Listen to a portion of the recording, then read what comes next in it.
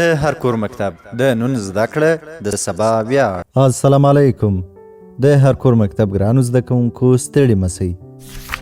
د دوهم ټولګي د ریاضي مضمون 50 لوسته ښه راغلاست. د نن ورځې د درس موضوع مو د ضرب په عملیه کې د ګروپونو جدول یا د ضرب زبانی جدول دی. ګرانو زده کوونکو د ګروپونو جدول یا هم د ضرب زبانی جدول د ضرب د عملیې د اسانتیا لپاره یو تنظیم شوی جدول دی چې په مرسته یې زده کوونکي کولی شي د عددونو ترمنځ د ضرب نتیجه په چټکۍ سره پیدا کړي. له 2 څخه تر 10 پورې د هر عدد لپاره عالمانو د چټک ضرب لپاره ځانګړي جدولونه جوړ کړي دي چې نن به موږ هم زده کړو. مخکې تر دې چې جدولونه را پیل کړو اول باید دا په یاد ولرئ چې دا جدولونه یوازې د تکرار او ډیر تمرین کولو له لارې زده کیږي.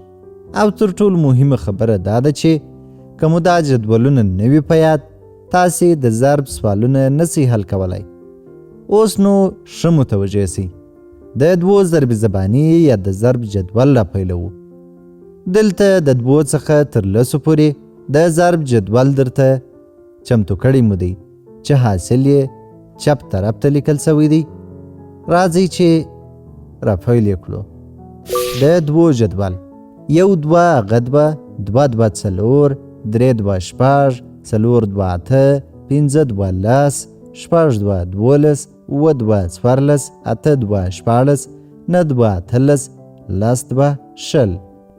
د 3 جدول ته راځو. 1 3 3 2 3 6 3 3 9 4 3 12 5 3 15 6 3 18 9 3 21 8 3 24 9 3 29 10 3 10.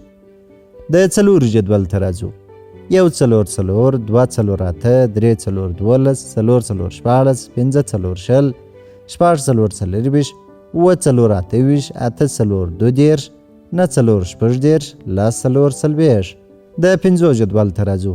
1 5 5 2 5 10 3 5 15 4 5 شل 5 5 25 6 5 10 9 5 15 10 8 5 40 9 5 15 40 او 10 5 50.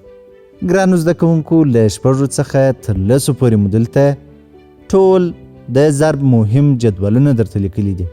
تاسې به یې له خپل ځان سره په کورونو کې زما په رقم چټک تکرار کړي او ښه به یې در سره زده کړي.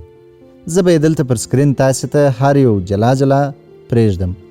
تاسې کولی شئ چې ویډیو پر همدې ځای سټاپ کړئ او له ځان سره یې په تیزۍ سره ووایاست او هم یې هر جدول په کتابچه کې در سره ولیکئ.